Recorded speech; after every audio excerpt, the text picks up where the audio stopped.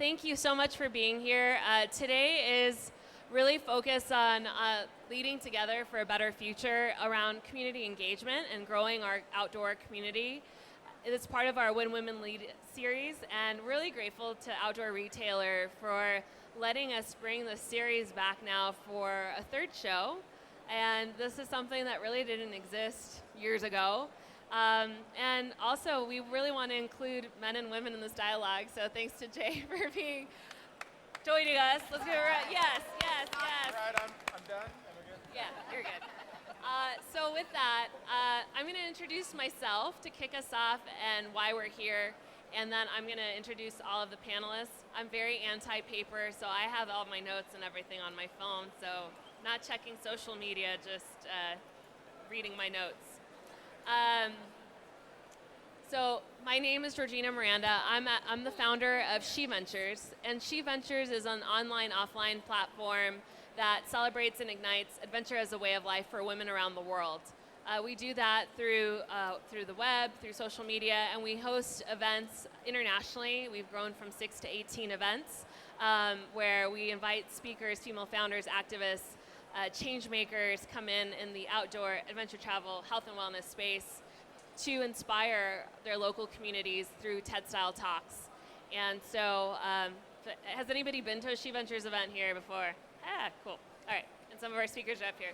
So that's a little bit about my company, my personal story in relation to the outdoors. My background's in business. I'm an ex-management consultant, entered the outdoor industry about 2012. And that I'm also a mountaineer, and I'm in the process of finishing something called the Explorer Grand Slam, which is something that 1 in 15 women in the world have done. And you're an unlikely adventurer, so this conversation is really important to me, because if I think of like how I was first introduced to the outdoors, it was about reading books and magazines and everything else, primarily with men in them. National Geographic, I was a huge fan. Ed Viesturs, I'm a huge fan. His book, No Shortcuts to the Top. That was a big influence in my life. And so I think we have to think about, as an industry, how we inspire other people to get engaged, their first introduction to be inspired to go outside. And we hope to cover best practices today around how to do that. Best practices, challenges, what's worked really well, what hasn't, where the opportunities still exist, because there's a lot of opportunity. And I'm just going to do a little bit of ground rules. We're all a work in progress. All of our companies we have really good intentions, and we want to get more people outside and enjoying life. We don't pretend to have every single answer. So we hope today is informational, inspirational, and that we're a resource to come pick our brains afterwards as well. So with that, no, you get to introduce yourself. Oh, is this on? Yes. Hi, my name is GILLIAN CHRISTIE, and I have a company called CHRISTIE & Co. We've been helping ethical brands for over 25 years, literally go from dream to mainstream, from startup to acquisition, whatever it is their goals are. We work in multiple industries, so talking about community is going to be exciting, because we'll be able to address how there's crossovers of outdoor with every other wellness industry, et cetera. And we're here to help you if you have a brand that you're trying to get out. Definitely answer questions on how to help you grow.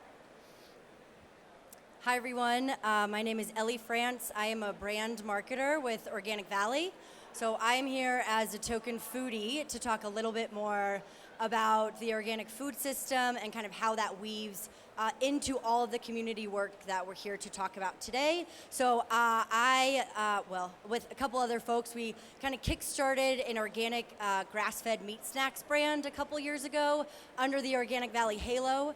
And we've now grown to a multi-million-dollar brand, so in just a couple short years. So I'm here to talk about kind of food and how that weaves into the outdoor space as well. Hi, everybody. I'm Jay Hampton. I'm the Chief Marketing Officer at Cotopaxi. We're an outdoor gear and experience brand based in Salt Lake. We're a startup, 4 years old.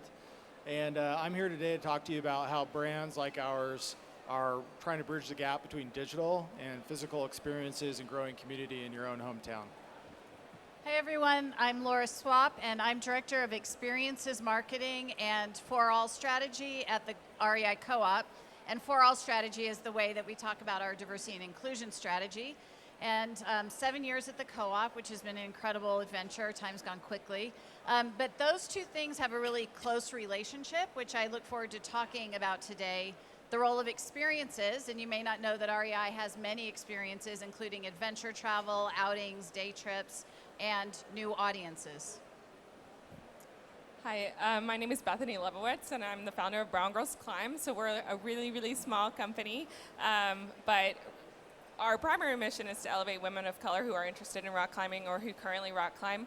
Part of what we're doing now is really hosting events, so we've kind of created a nice place for our expertise in this area. So I work with women of color who've been in this industry a little while, who are educators, graphic designers, and we kind of collaboratively work together to host events that are inclusive. So kind of connecting the community with brands like REI and others to meet not only a new customer base, but also to kind of get some more insight into how the outdoor industry and how this space could be better.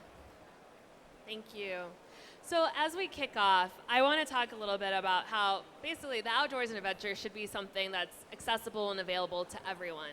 It's something that we actually can't prescribe because everyone has their own definition of how they enjoy their time outside.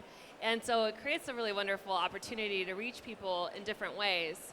And it is going to take a collective effort because historically the industry has kind of done things kind of the same of the same, and it's really wonderful to see that things are finally shifting and changing, and we're reaching new people in different ways. And just this morning, I had a really interesting conversation with someone of just like product life cycles. So to tie it back to business, how many times have you bought a tent in your lifetime? How many people have bought one tent in their lifetime? 2, 3, 4 or more? There's a few, right? So, okay, this is an interesting crowd, but I'm just, okay, like, and you guys are pretty hardcore, so like, let's just think of your average person. How many times are they buying a tent, a sleeping bag, some of these basic products that we're all selling and marketing? Food is something you buy more frequently, but it's just one like data point that you need to reach more people, just in general, and it's also good to reach them because more people should enjoy time outside because it's good for you. So I just want to kick things off saying that, but let's jump into the questions that I had for the panel. I'm going to go to Laura first. REI has done an amazing job with a number of different initiatives, and I call them initiatives and not campaigns because I think they're really embedded in the organization, like Force of Nature and your new sizing programs and things like that. So as the outdoor community continues to grow and evolve, how do you and your team identify where you want to expand and how you go about doing that? Okay. I think there's some art and science to this. So I have the benefit of sitting in a company that has resources to do things like a lot of research around consumer insights. So we can actually study the size of markets. As a member-based co-op, we can understand who is in our membership base and who is not in. And so we actually have some great marketing data, customer insights, which helps us frame kind of what opportunities look like. And then we've built a really robust partnership network across the country with organizations like Brown Girls Climb and many others who are the art of it, right? So like who are telling us what's important, what's emerging, how is the conversation changing?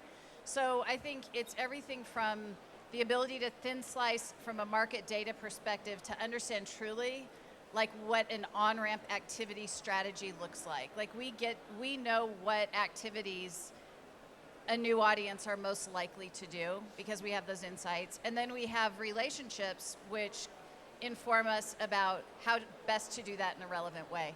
So it's this art and science mix, I'd say, which then results in a strategy. And then you're always riding kind of what is the wave, the surfing of the momentum and the appetite inside the organization. Anybody else on the panel want to address that? How you're identifying which communities you want to grow to and the most effective ways to do that? So I can just speak for Cotopaxi, and I definitely support the art and science component. And I think for us, on the art side of the equation, sometimes it comes down to putting a stake in the ground around this is your brand ethos, this is what you want your brand to represent, and then back it up with the science of, because of the experience we designed, this is the customer that it's attracting. And for us, being a 4-year-old brand, the first product we actually ever launched with was a Questival. And so we had an experience, we had an idea, but we didn't know necessarily who it would attract, but we wanted to attract sort of this outdoor lifestyle millennial consumer. And so it's been fun because we've launched many of these events around the country to go back and then do the consumer insights. And it's been fun to see that what we designed, the intent, is now supported by the actual customer data. And then, so we were talking about initiatives, and now you're trying to reach new customers. How do you keep things relevant so that it's not just a trend? And we talked a little bit about this on this panel yesterday, how it's important to be more inclusive of women, all different diverse communities. But how do we make sure that that's just a new way of doing business and it's not something that drops off and is just a new marketing scheme or campaign? Yeah. So that's a great question. Number one, I forgot to say thank you to all of you in the very beginning. Thank you for all being here. It's such an honor to be here with Georgina, as well as what you all are doing. You are the ones that are changing the dynamic. So how you keep something from being a trend is actually to stay in touch with the consumers. Your consumers are going to age. Your millennials today will grow up. You're going to have a new generation come in that thinks artificial intelligence is how they're going to order things. And it's really just staying in touch, communicating to them, not just by doing analytics, but actually talking to them and making sure that you have a relationship, whether it's through an email database or just picking up the phone and staying in touch. We find that across the different industries with whom we work, everybody, except maybe a small percentage, want to do what you want them to do, which is to be active and live a healthy, happy lifestyle.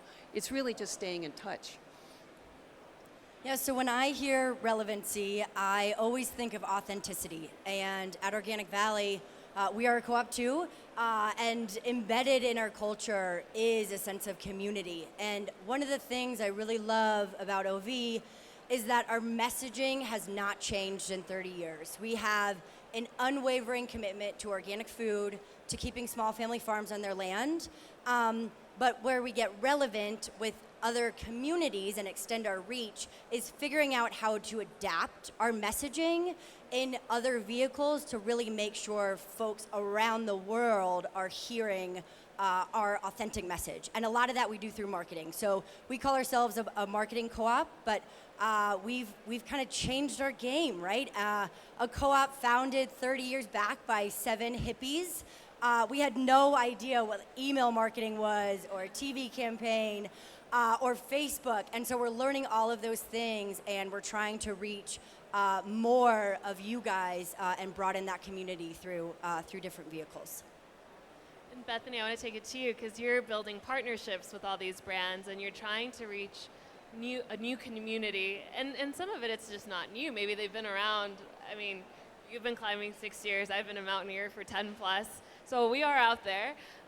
It's just how are the conversations going with the brands in terms of trying to educate them around this new community that you're trying to reach and better serve? How are those conversations going?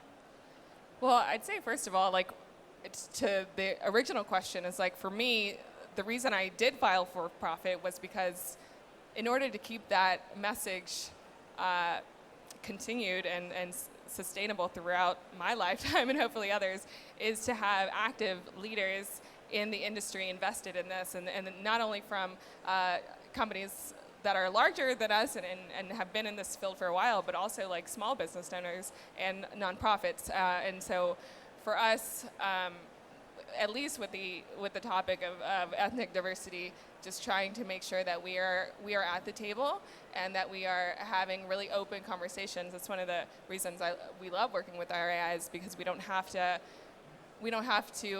There's not a long-winded introduction. They're already on board and they understand how to navigate that, and it's very clear that they've done their research on how to communicate with us. So we really appreciate that from a brand perspective. If you, whether you're a small business or a large business, are able to do your homework and then connect with us, that's going to make that relationship a lot easier, and we can find ideas that are really long-lasting. Can I address the question about longevity? I think I want to just be transparent and say, like, inside an organization, everyone's always fighting's not the right word, right? But like, there's always things happening, and you're always trying to elevate a conversation, and things do come in and out. And sometimes it's about like sensing when the moment is there and you can do more. And I think for Force of Nature, one of the ways that we're able to sustain it is that we have business leaders across the business who have very specific goals and bodies of work. And so it can't be owned by like a person. So like if I was accountable to try and own keeping that alive, like merch has a mandate, right, that they're carrying. And our brand team has very specific brand guidelines around women and representation and content. And so I think part of sustainment is about how do you spread across accountability for anything new to build new muscle across the business. No, I think that's a great point. We talk about a lot of She Ventures of making things a way of working or a way of living, and it's changing behaviors. And so if you're at an organization right now and you're trying to drive change, you could be the first person to initiate something, but yeah, you're gonna have to get buy-in from other folks and figure out a way to maybe change ongoing behavior. So shifting how you're doing your outreach or your campaigns, or getting a little bit more creative in how you're doing that. And Jay, I love like your point about experience. It's something that we learned too at She Ventures. It's really hard to reach people sometimes just by the internet or by social media. You can reach a lot of people, but there's something about human touch that goes a long way. And Bethany, like, you could probably speak to that as well as you're bringing women together. Yeah, I mean, I for us, it's like there was kind of a narrative, even though I also like thought there wasn't a lot of women of color or people of color that rock climb, but being able to use social media helped initiate an in-person relationship. And from there, it's like we're all coming out and like, yes, it's great to see you, and being able to really connect with other people and to see, for us, like being able to gauge, well, what do you need? What areas of climbing can you work on? And like, how can we plug into other organizations? If we're not there yet, if we're not prepared, like technically for that position, how can we lean upon our partners to provide you with the resources you need to grow as a climber? So it's been really, that relationship has been so crucial to helping us grow and helping to grow the climbing community, to be honest with you. So Amazing, thank you. So let's get down to tactics, because I think it's always helpful so everyone here can leave with some tools. What's worked really well? We talked about experiences, and that's a great way to reach people, but what else has worked well with either your clients or within your own brand or launching new initiatives to really actually show that you've reached new folks and touched lives in a new and different way, and kept that in a sustainable fashion? I can go first. For us, two ways. One, through a marketing campaign called Call Us Crazy, where we're really talking about our cooperative values, drawing a line in the sand, saying that we stand behind organic food, and we're doing that on a national platform, something that we've never done before. But as a food manufacturer who doesn't have a storefront or a brick and mortar store, one of the core things that we continue to build our community, the core ways, is through product innovation. So when we started, it was all about fluid milk, right? White milk. But not everyone is drinking milk, right? And so for us, it is coming up with this mighty organic brand, all around organic grass-fed meat snacks. It is coming out with a 2-pack hard-boiled eggs or protein recovery drinks to make sure that we continue to service our farmers, but to also bring high-quality organic food to all of you guys who may not be drinking milk with every meal anymore, right? Eating habits change, and the way that we keep on the forefront of that is through new product innovation. So that's something that we're really passionate about at OV. Yeah, and over the 25 years, we've had the thrill of helping probably 25% of the companies you see in Whole Foods go from startup to acquisition, if any of you know stevia. Good. So we brought that in from Paraguay. What we found when you're trying to change a condition is to find the need. So for example, stevia was a sweet leaf plant. We were attacked by the aspartame lobbyists. You have to be willing to fight for your idea and your concept, and we knew we were right. But what we found was that the entry point was a need. Stevia was a need with diabetics. Stevia was a need with people who needed to find an alternative sweetener that wasn't chemically oriented. So that concept actually applies to any product, service, or idea. And then to make sure that as you're strategizing growth, you're thinking of every touch point that jumps on board with your idea and your concept, all the way from how you're selling the product, the outlets that you're selling the product to, all the way to the investor side. We never meant to get into investment, and now we are, because we created the Adventures Academy so people like you don't get stalled out as you're growing your brands. But it really is find the need. And you might not know, but people actually need adventure. They just don't know it yet. So you have to find what is it. Well, there's the diet plan, so they need to exercise so they can lose weight. I mean, those are just needs that you may think are trivial, but in their reality, it's real. And the one thing we really, really make sure we do is we never question an answer of a need. So if someone goes, well, I want this because, and you're kind of going, well, that's not so smart. Well, don't question it. Let them have that. Move them through from their need to what you think you're going to provide them, all the way down to what Organic Valley has done. Absolutely, you've opened new doors for your farmers. So the need wasn't just you all needing another another protein source, but it was to make sure your farmers. So it's the whole supply chain, end to end, that they see that you're fulfilling a need. Sure. So I'd say for Cotopaxi in the last year and a half, one of our key initiatives was launching physical retail stores. So in Salt Lake, we have a store in downtown Salt Lake. And as a brand, we really wanted to try and figure out how to use that space to have a connection and experiences beyond just product with our customers. And so for us, that means launching a community initiative where we leveraged our space to have thought leadership discussions, activity-based interactions. We have a hiking club. We'll talk entrepreneurship. There's a burgeoning entrepreneurship community in the Salt Lake area. We'll invite them in and have thought leadership discussions. We had a panel on crowdfunding because we've done a few crowdfunding projects, and there's many crowdfunding brands in the Salt Lake Valley. Bring them in, have a touch point for entrepreneurs and these crowdfunding brands to talk and discuss strategy. And so for us, it's how do you continue to have those experiences, and then the marketing side of how do you acquire the emails and continue to invite those people to have additional interactions with your brand, load those into your data warehouse, and start to measure things like cumulative lifetime value, product mix and sell-through, and managing that cumulative lifetime value over time with that customer cohort.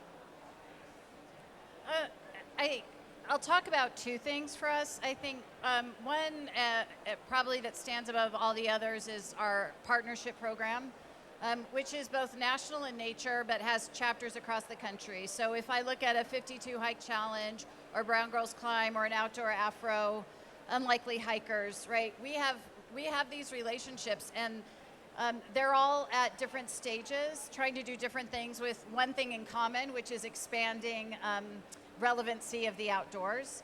And so it's like, I think of it as like if the co-op is having a party, and I can say, hey, do you have some friends that want to come to this party? And they're like, what kind of party are you having? And do they want to come? And there's a back and forth exchange to grow relevancy. And we have learned so much, so it's not just like we need you to do these things for us, but it's also like we've gone on a journey.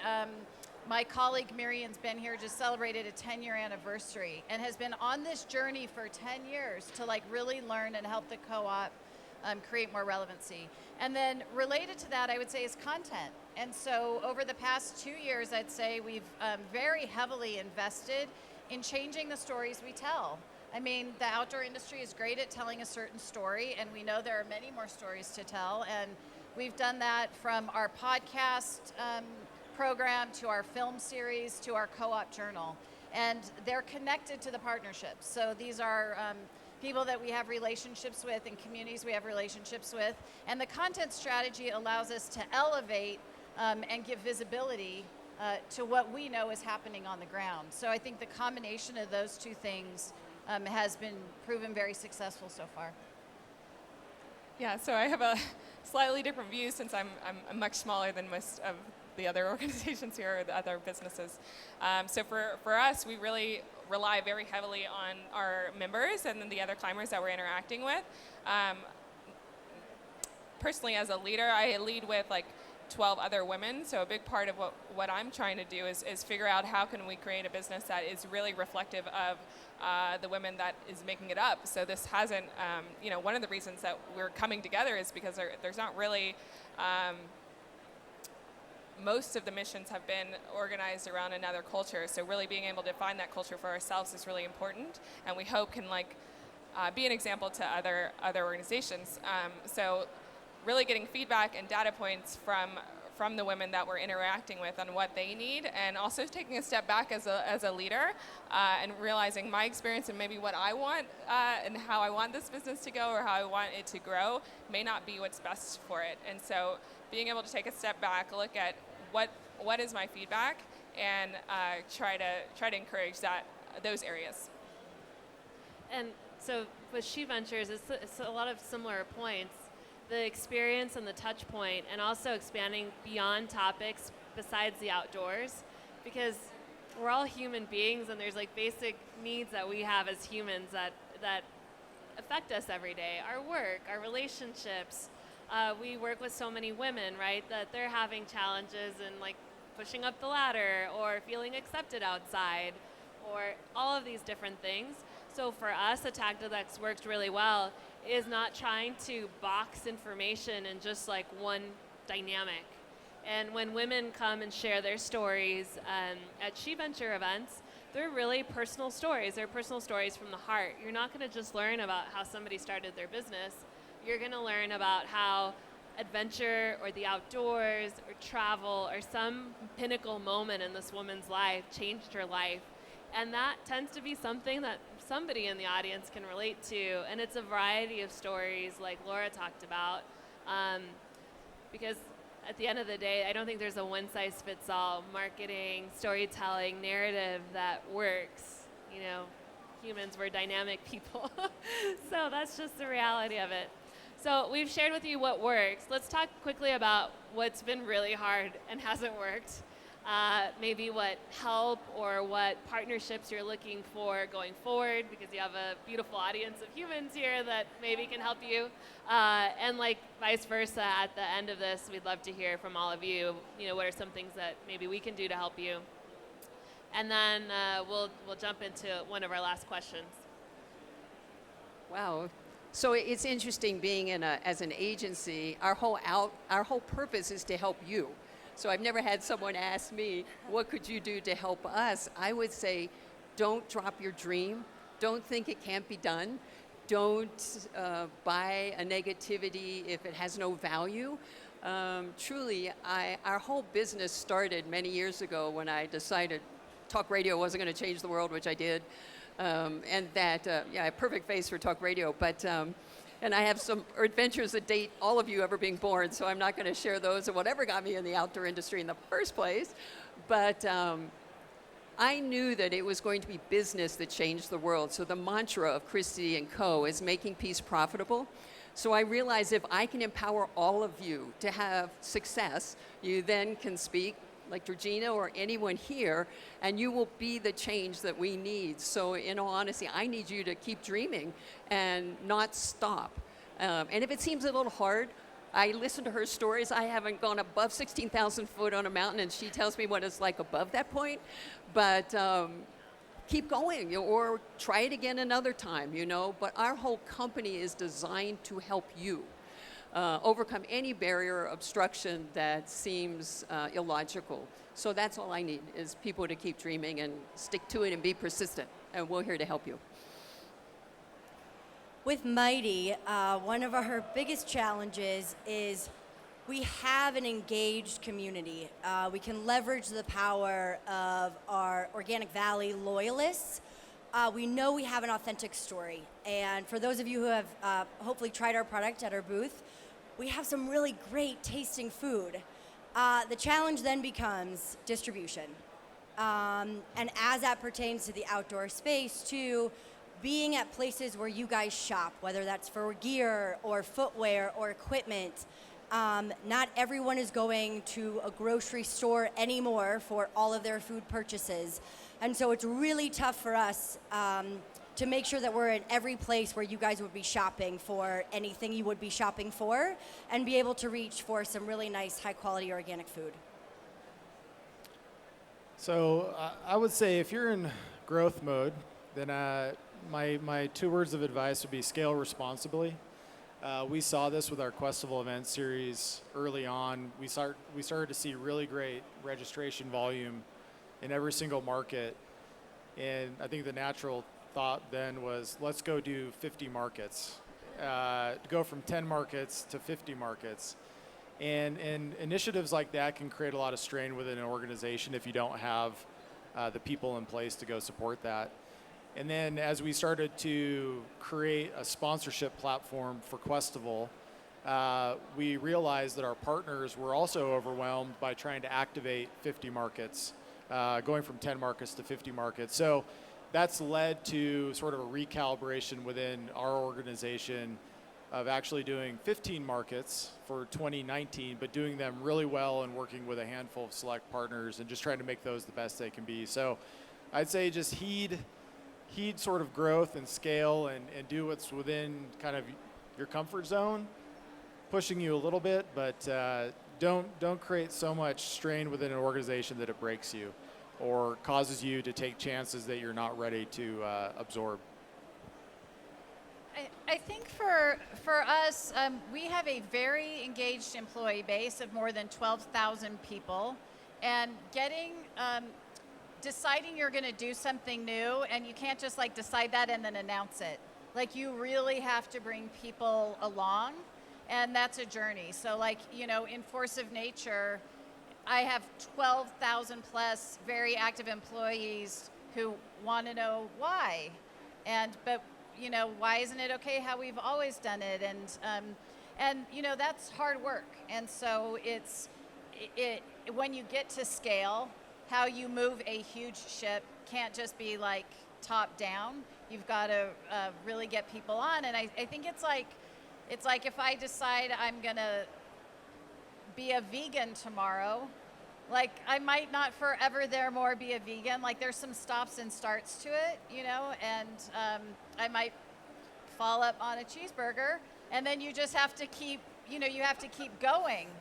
You have to keep going. So I think that's like part of it is just perseverance, because when you're in a big organization, there's a lot of people, and exercising new muscle, especially when it's working. Like we are really lucky to have a healthy business.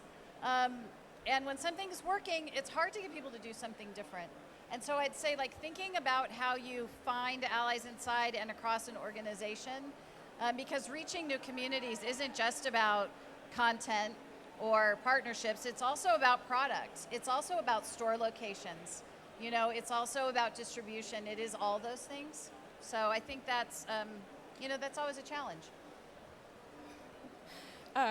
So right now, I mean, I'll be quite honest, because it's not like we're facing all of these like logistical challenges right now, but for me as a leader and for our other leaders, like there are a few of us out there. It's so great to see Georgina here, but it's a challenge to enter this space, and as a small business owner or as a leader of a nonprofit or anything, if you haven't been exposed to that, or if for me, I'm first generation college student, so just navigating all of this space can be a challenge.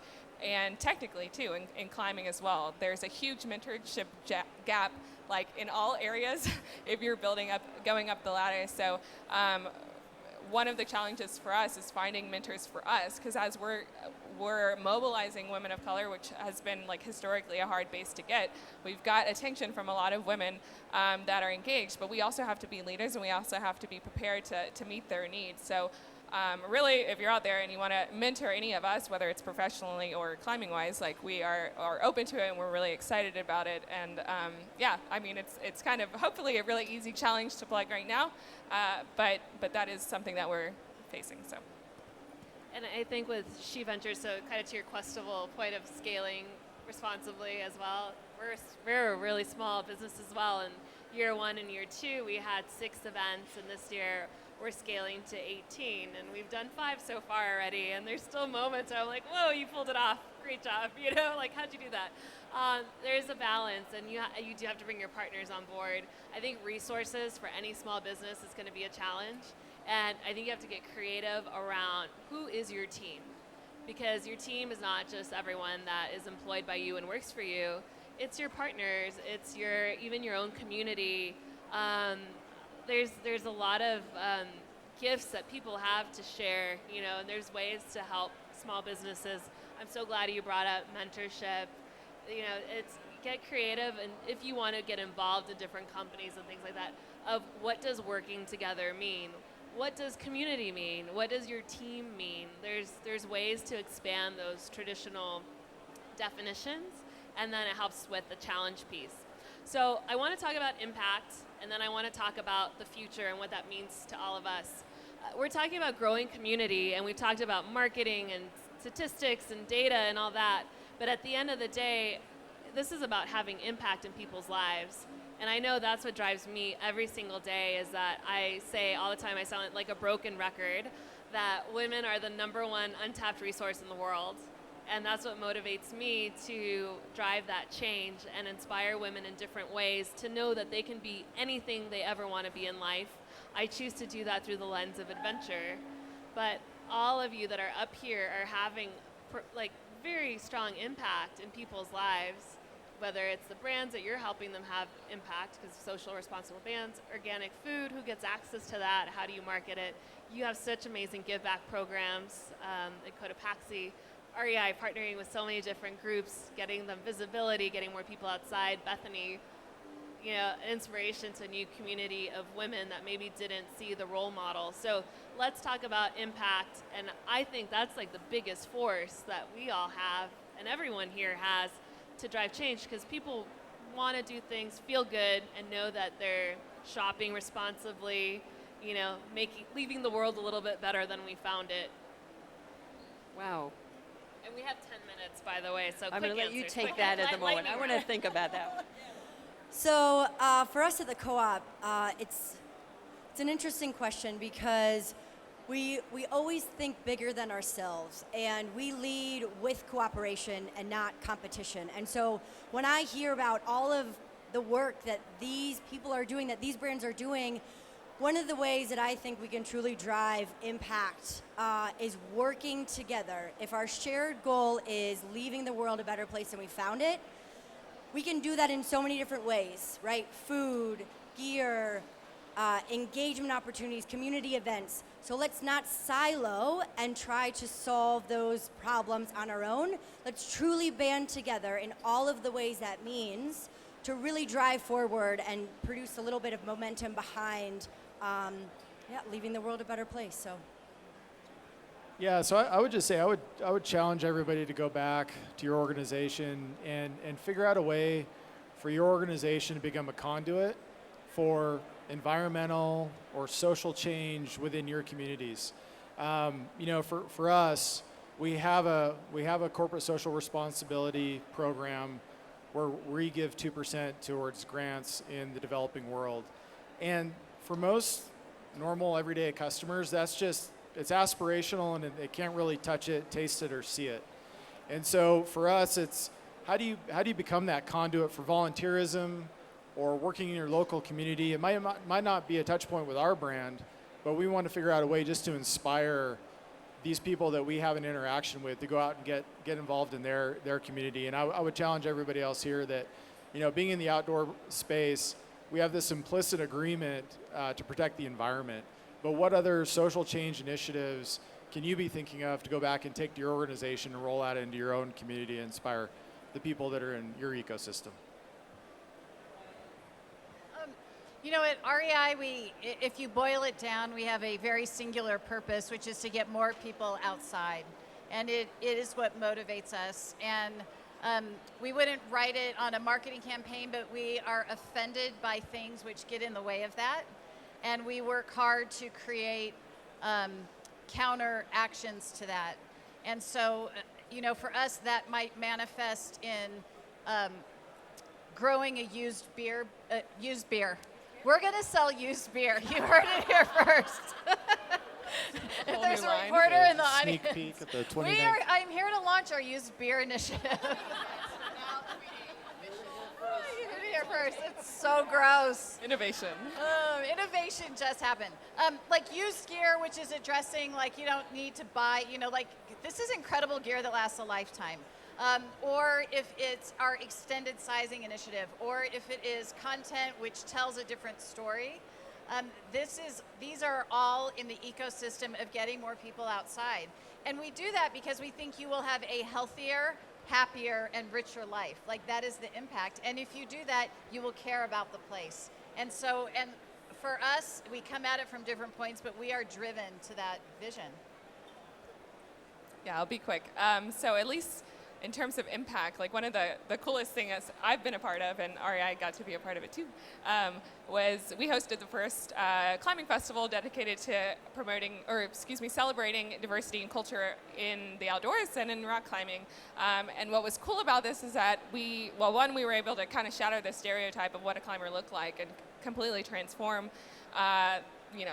Alabama. But two, we got all of these great people together from different experiences, different backgrounds to create a festival that was really unlike any other climbing festival I've been to, and talking about impact and why getting organizations that come from a similar mission as ours out there and partnered with other brands is that it's more than just a phase on a brand. It's cognitive diversity and having these different experiences be a part of your mission, and because after a while you are going to be in the same thought, and so having people that are coming from different locations around the U.S., different cultural, ethnic backgrounds, different educational backgrounds. My background's in neuroscience and child development, so I have a very developmental approach to most of the things that I do, and so having these various expertise involved in your product development or your service I think will really help transform your business too. Hi.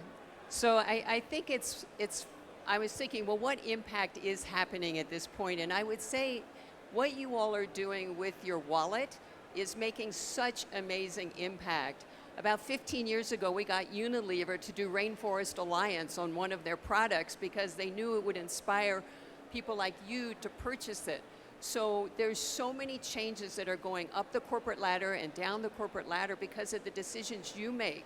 So then as you're developing your company or products or wherever it is in the growth phase, just realize, make sure you have authenticity, look at your core values, exactly what you had said before, because you're going to get someone who may never have been in this industry now involved in a process that you've considered impactful, maybe because they needed your product, but just realize that you as shoppers are also making this amazing impact.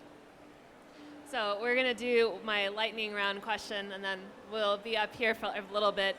Actually, maybe Ryan will cue me if I have time for one. He's not listening. We have time for one question from the audience. But the lightning round question is, what is your hope for the future, for this space, for this industry, for us coming together? And whoever wants to start can go ahead.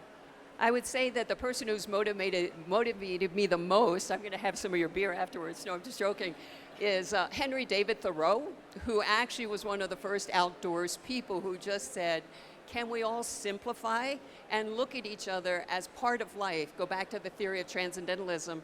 All life is important. Being outside means you're actually interactive with real life.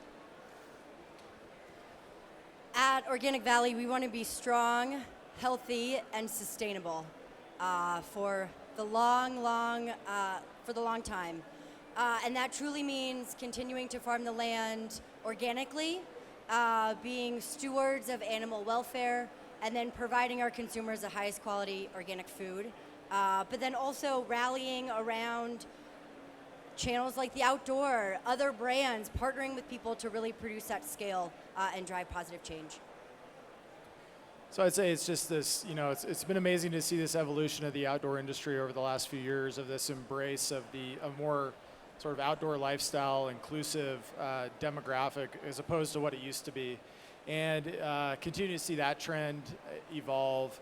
starting to see companies make conscious decisions around where they source product, how they innovate in their development pipeline, and continuing to roll out product that consumers really have a connection to because it was made in a way with how they align with their brand, with their own personal values. So continuing to see that evolve is just really fun to see. And then obviously seeing retailers like REI lead the way with initiatives like Opt Outside and inviting customers to take a break from the transaction has been a breath of fresh air in the outdoor industry.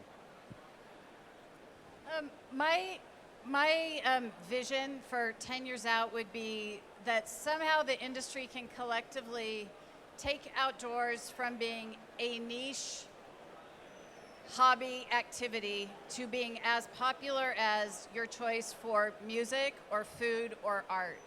That it is elevated to a core part of life that can exist on a daily basis with an hour or on something much larger than that, but that it breaks out of the tiny bubble that it's like a point in time or a thing or a niche activity, and that our momentum together, recognizing what the world needs and how it's changing, that we could take it there.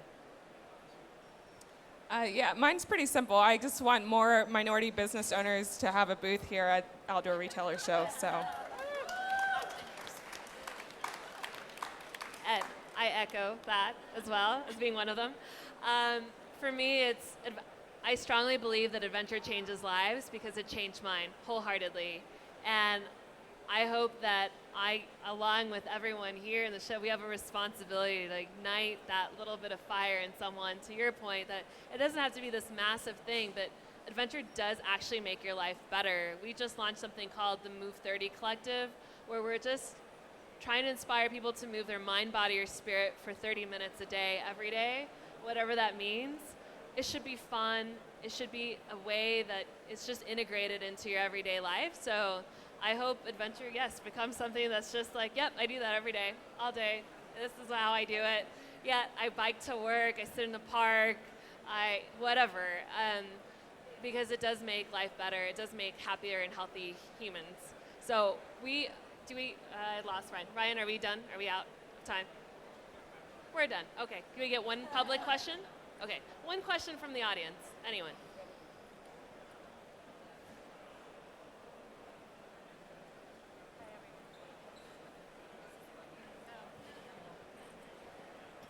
Hi everyone, I'm actually one of the founders of 52 Hike Challenge. I'm very thankful to REI for your support. But as I'm reading the topic, Leading Together for a Better Future, I actually think that I would love to hear some perspective on this idea that, you know, when you're creating a business in the outdoors or in any space, there tends to be this idea of competition versus working together, which I really believe in. So what can we actually do to help people to change that mentality? Because I think that's an issue, you know? So do you have any ideas on how we could start working together to say, hey, we're all here, we're all trying to, you know, complete the same mission. So how do we actually create that working together? I'm gonna just chime in because, like, as a small business owner, I think it's like a really real thing. And amongst women, we didn't really bring that up, but competition over collaboration, it's a real thing as well. Like this kind of unspoken thing of how many seats are there at a table, how many checks are there really available to everybody. It does boil down to, I think most of us here and in this show, we have the same core values. We are trying to get more people outside, and we have to remember that. It's a big space. There's a lot of people to serve. We're all gonna serve them in different ways, and we need to be better about figuring out how to work together and help each other versus like, oh no, you're doing that, you have this much reach or growth, you got that sponsor, like we're now competitors. No, actually, that's amazing. Congratulations, fellow female founder. Great. Is there something else that I can do for you, or is there something else? You have to take it down to an individual level and actually realize that we all, I think in our hearts of hearts, have the same goals. But it is hard. Business is business. We're trying to all go after market share and other things. I don't want to take that away because that's like too idealistic. But it's a personal responsibility too of how you want to operate as a business person. That's at the end of the day. I think there's something for us about reciprocity. So as an example, Cotopaxi, REI carries Cotopaxi. We sell Cotopaxi, we market Cotopaxi. They also have their own stores and their own products, right? And so the thing is, if we're drawing a Venn diagram with a vendor or with a partner, it's like, what are we trying to do? What are you trying to do? And where can we meet in the middle for like that mutual value? And I think it's like recognizing, of course, people have their own interests, but there's an overlap, because obviously we'd be out of business if we were only competing with also all the many vendors that we sell. So we're both competitors and partners, and it's the reciprocity that I think makes that work. Like if that's with a vendor or if that's with a 52 hike challenge, recognizing that there's always the exchange. Yeah, I'd say, it's also about the culture of who you bring in your building. And you have to be thoughtful about how you want to shape that culture and those people in those certain positions, so that if you don't want that competitive spirit within your organization, it's bring in the right people and have your core values and your mission always very clear, and let that be sort of the North Star. For us as a startup, we could view REI as a threat, but we were just up there for a sales meeting, and the collaboration around product and the product pipeline is really helpful. And you can start to think about a go-to-market strategy for an upcoming season and how you both complement one another. And when you're talking to other brands, most of the time that's in a spirit of collaboration, but I think that's largely because we started by who do we bring in the building to work at Cotopaxi to almost avoid this like uber competitive spirit about trying to usurp another brand. It's not really about that. It's just about trying to create great product and experiences and have a good time doing it. Enjoying the startup phase as long as we can, because one day, the pressures of revenue and all those things will, dampen that a little bit. We're officially out of time. We're going to get kicked out here pretty soon. So if you want to reach out to us, we'll be here for a couple minutes, I think, some of us. Thank you so much for coming and for being part of this conversation. And I hope that it was helpful to you in helping you grow and reach new communities and all the work that you're doing. Thank you.